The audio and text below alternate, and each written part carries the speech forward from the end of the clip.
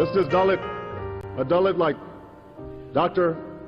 Ambedkar could lift himself up and pen the words of the Constitution that protects the rights of all Indians.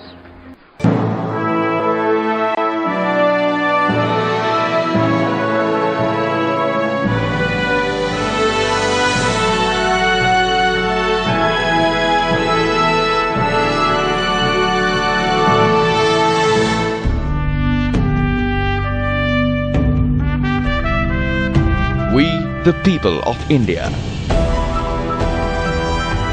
having solemnly resolved to constitute India into a sovereign, socialist, secular, democratic republic, give to ourselves this Constitution.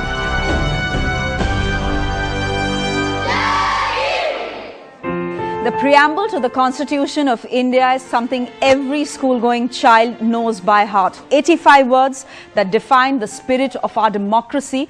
Every word very carefully chosen by the nation's first Law Minister, Bhimrao Ambedkar. He's the man who was the chief architect of our Constitution, also the Dalit icon who gave millions a voice against discrimination. But his story is much, much more than that. And it all begins really in this small school in Satara.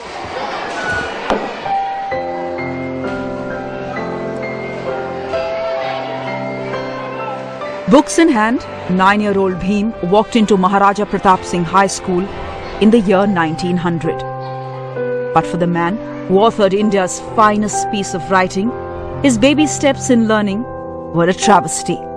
His first lesson was the existence of caste. Bhim was a Mahar, a caste of untouchables whose traditional duty was to dispose of dead cattle. Banished to the bottom of the Hindu society, their touch, their voice, even their shadow was seen to be polluting.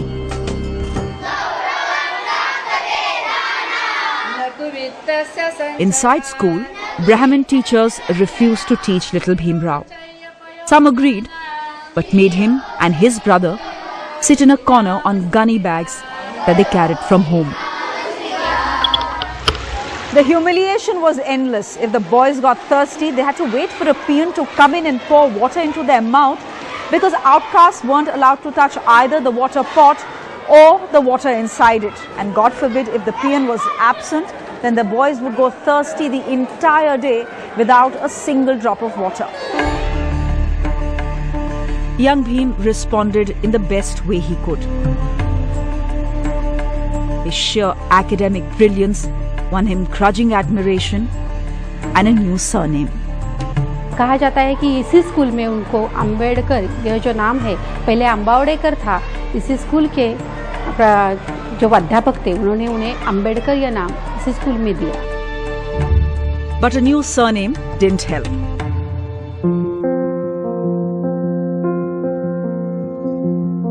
When Ambedkar's family moved to Bombay, the prestigious Elphinstone High School did admit young Bhim, but did not let him learn Sanskrit.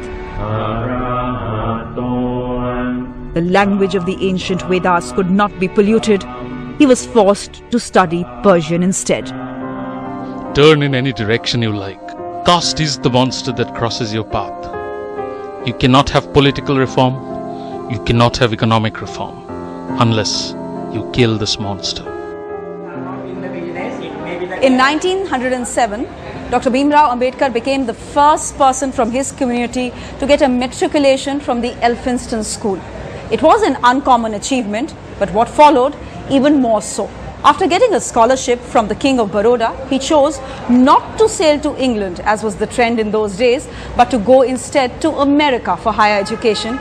It was the land of equality and liberty. Columbia University opened up a new world for Ambedkar, a world of books and of new ideas. A man of versatile intellect, he first obtained a doctorate in social sciences and then moved to London to study law and economics. Ambedkar would go on to author over 50 books. Caste was his favorite subject, but he also wrote about economics, law, even a work that controversially supported partition. He was a legal brain, a constitutional brain, a top-class economist. He also wrote some important works in sociology of the caste system, the most well-qualified intellectually of any Indian politician of the 20th century, probably ever. Dr. Ambedkar, Maharaja is expecting you. Please. From England, Dr. Ambedkar returned to work for his benefactor, Sayaji Rao Gaikwad, who was the ruler of Baroda. Sir, I need a place to stay. You can't stay. Only to realize that all the degrees in the world couldn't get him a room to stay. At work too, he faced insults almost every day. Look here, you might be a senior officer, but you can't touch this water. You could see the shine on his face of intelligence with all that he came. But a small office, his co-people, like, they may be simple clerks, they were high caste. They say that you can't take water from the same pot as we drink. But if you see very carefully, the revolt comes first there. He says, no, I will drink water from the same pot. Dr. Ambedkar returned to Bombay in 1917, staying in a two-room chawl with his wife Ramabai. The Swaraj movement was gaining strength, but Ambedkar wasn't impressed. The young nonconformist had a strong mind of his own. Writing in Muknayak, The Dumb Hero, a newspaper he started in 1920, Ambedkar says, A Swaraj, where no fundamental rights were guaranteed for the depressed, would be no Swaraj for them at all. It would be a new form of slavery.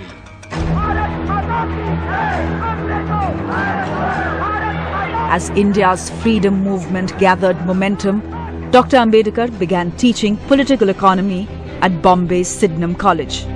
Initially skeptical, even Brahmin students became lifelong disciples after listening to his lectures.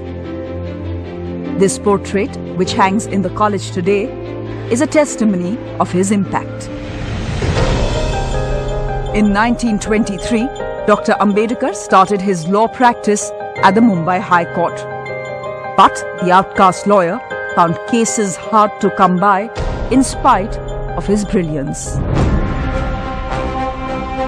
For Ambedkar, it was now time to openly challenge the dark clouds of Hindu orthodoxy. He founded the Bahishkrit Hitakarni Sabha the same year to mobilize Dalits against their exploitation. 4 years later, he did the unthinkable. At the time, this water tank at Mahad in Maharashtra could be used by everyone.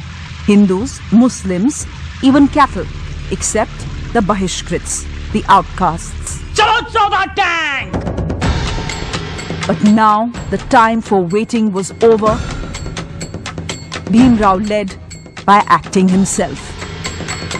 Self-respect, self-help, he thundered, leading scores of outcasts to the water tank. As he touched the water and drank it, the crowds followed.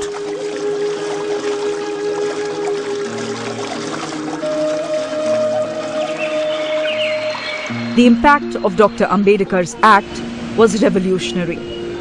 85 years later, his grandson Prakash repeats the same act at the same tank without a second thought.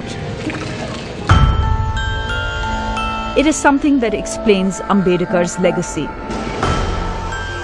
It wasn't just about water, it was about humanity and equality.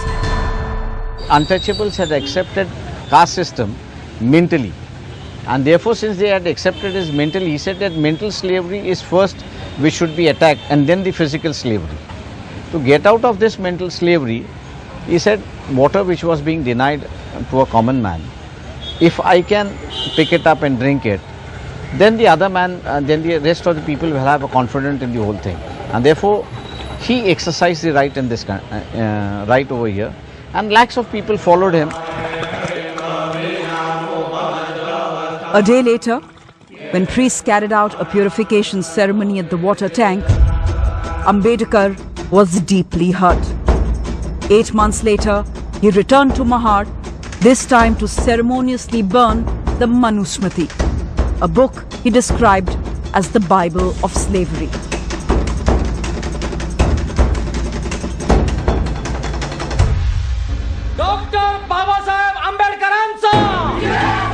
Ambedkar's anti-caste movement rapidly gained momentum.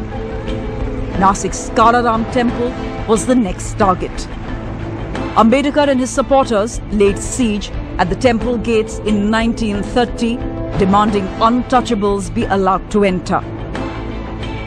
But Baba Saheb's temple entry movement was met with a lot of resistance that only fueled his disillusionment with Hinduism. Though I was born a Hindu, I solemnly assure you that I will not die as a Hindu. 20 years later, he would fulfill his vow.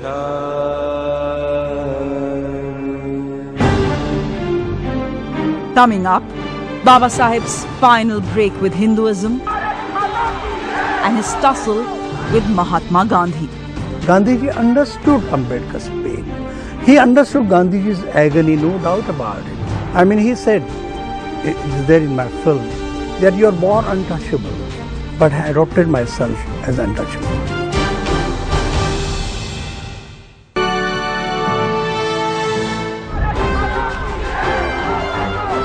Dr. Bhimrao Ambedkar was now a voice India couldn't ignore. From within the freedom struggle, he was attempting to carve out a political relevance for the Dalits. For him, it was the only way to emancipate India's 16 million outcasts. Ambedkar's decision to accept an invitation to the Round Table Conference in London greatly angered the Congress. The party called him a British stooge. And so, the stage was set for a confrontation between two champions of the downtrodden, Gandhi and Ambedkar. While their goal was similar, their methods were somewhat different. Ambedkar was more radical, more confrontationist. He wanted to take the Dalits outside the Hindu fold. Gandhi thought that by abolishing untouchability, by giving Dalits greater political opportunities, Hinduism could be saved. But despite their differences, I think in retrospect, they should be seen as co-workers. The British announced the Communal Awards for Dalits in 1932, granting separate electorates and seat representation to minority communities. An upset Gandhi announced his resistance with a fast unto death at Pune's Yerwada jail.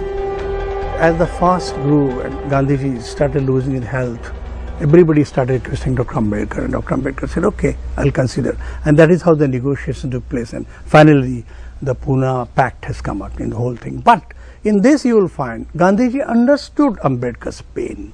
He understood Gandhiji's agony, no doubt about it. I mean, he said, it is there in my film, that you are born untouchable, but I adopted myself as untouchable. At the stroke of the midnight hour, when the world sleeps, India will awake to life and freedom. On 15th August 1947, as India finally awoke to freedom, the earlier bitterness between the two stalwarts was now matched by maturity and wisdom. It was Gandhi who recommended Ambedkar's name as India's first law minister. As law minister, Dr. Ambedkar chaired the drafting committee, whose onerous task was to give a complex India her constitution. The boy who was once refused admission in school because of his caste was destined to write India's Bible of governance. Our difficulty, as I said, is not about the ultimate future.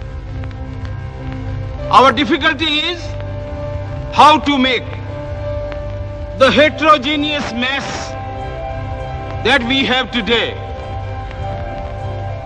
take a decision in common and march in a cooperative way on that road which is bound to lead us to unity.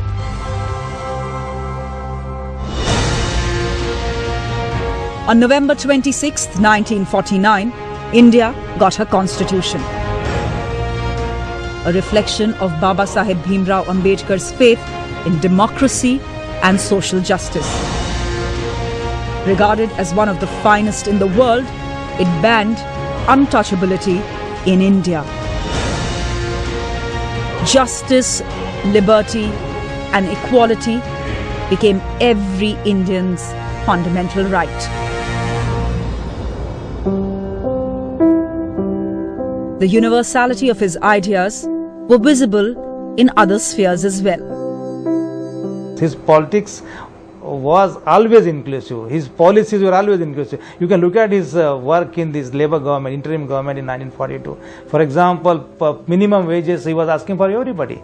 Good life conditions, working conditions for labourers he was asking for everybody. Maternity leave for women he was asking for every woman, not simply for Dalit women. So I think his imagination is universal and politics is inclusive in character.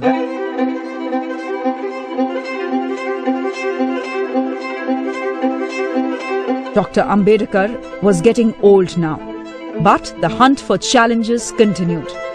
The violin was one such new passion. बाबा साहब दिल्ली जैसे यहाँ बम्बई में आते थे तो उनको खास बुलावा भेजते थे कि भई हमारे पास चले आइए, अब हम आ गए हैं, हमें अपनी तालीम आगे चालू रखनी है। तो उनके पास कितनी भी बड़ी हस्तियाँ बैठी हो उनको वो बोल देते थे, अभी हमारे गुरुजी आ गए हैं, अब आपके लिए समय हम अभी नहीं देंगे, उनका काम ख़त्म होने तक आपको बाहर बैठना होगा। बाबा साहब बड़े सेंटिमेंटल थे, उनके मन में क्या था पता नहीं है, उनके मन में कुछ किसी ने बताया कि कुछ दुख था और वायलिन के जो सुर है वो उनको एक किस्म की तसल्ली देते थे। The sadness perhaps came from losing his wife Ramabai and 4 of his sons at a young age.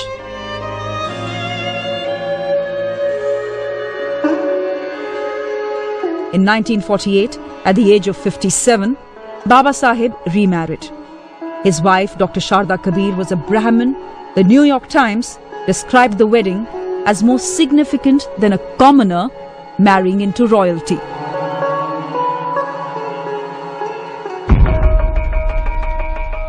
But Dr. Ambedkar wasn't done yet. He began drafting the Hindu Code Bill, aiming to grant women greater legal rights in the country. But his efforts to reorganize the framework of Hindu society were short-lived. The bill aroused bitter controversy and was abandoned by Prime Minister Nehru. Ambedkar quit the Union cabinet in disgust in 1951. What he did next shook the very foundations of Hinduism.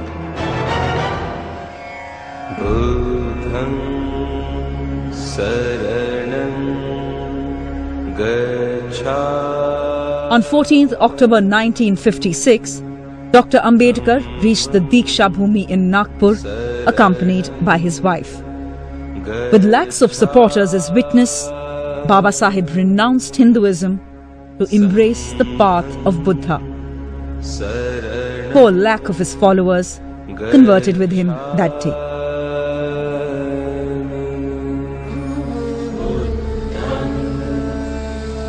Two months later, Baba Saheb Ambedkar passed away at the age of 65.